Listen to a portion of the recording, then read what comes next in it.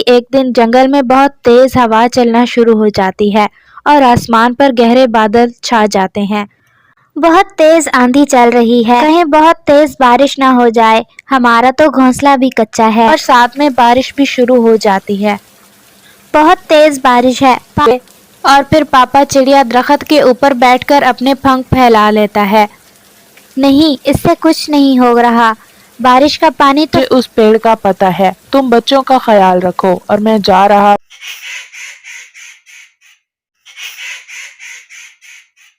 گھنے جنگل میں ایک بڑے سے درخت پر چڑیوں کا ایک خاندان رہا کرتا تھا، جس میں 2 مما پاپا اور ان کے 2 بچے رہا کرتے تھے۔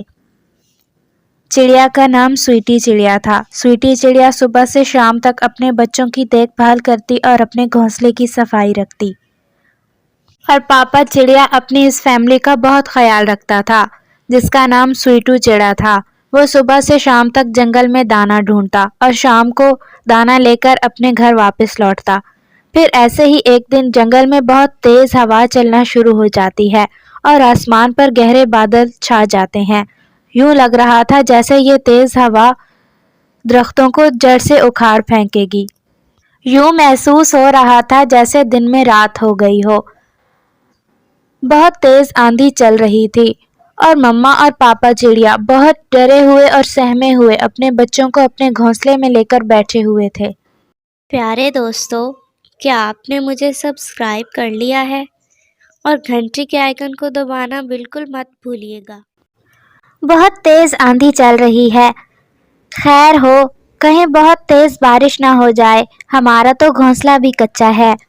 کیا تم نے اس سے پہلے کبھی اتنی تیز آندھی دیکھی ہے کیا؟ مما چڑیا نے بہت سہمے ہوئے انداز سے پوچھا۔ تم پریشان مت ہو، ہمارے بڑے بھی ایسے ہی گھونسلوں میں رہتے آئے ہیں، کچھ دیر میں ہی ہوا رک جائے گی اور تم سب بھول جاؤ گی۔ کاش ایسا بہت جلدی ہو جائے، پتہ نہیں مجھے آج اتنا ڈر کیوں لگ رہا ہے۔ اور پھر ایسے ہی شام ہو جاتی ہے، آندھی تھی کہ رکنے کا نام ہی نہیں لے رہی تھی اور ساتھ میں بارش بھی شروع ہو جاتی ہے۔ بہت تیز بارش ہے، پاس آ جاؤ میرے بچوں، کہیں تمہیں ٹھنڈ نہ لگ جائے۔ کچھ نہیں ہوتا، تم پریشان مت ہو۔ بارش کے بہت دیر چلنے کی وجہ سے اب تو درختوں کے پتوں سے پانی ٹپک ٹپک کر گھونسلے میں آنے لگا تھا۔ دیکھو بارش لگاتار ہو رہی ہے، جس کی وجہ سے اب درختوں کا پانی ٹپک کر گھونسلے میں آ رہا ہے۔ اب تو میں بھی بہت پریشان ہو گیا ہوں، بس یہ بارش جلدی سے رک جائے، کچھ نہ کچھ تو کرنا ہی ہوگا۔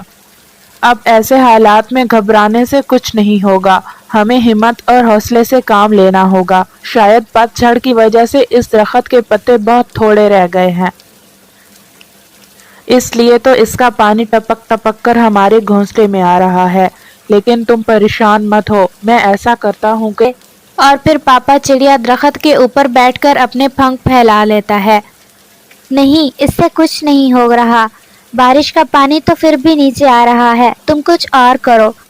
اچھا، مجھے یاد ہے جب ہم چھوٹے ہوا کرتے تھے تو ایسی بارش میں ہمارے ماما پاپا پیپل کے پیڑ کے پتے لا کر اپنے گھونسلے کو اس سے محفوظ بنا لیا کرتے تھے۔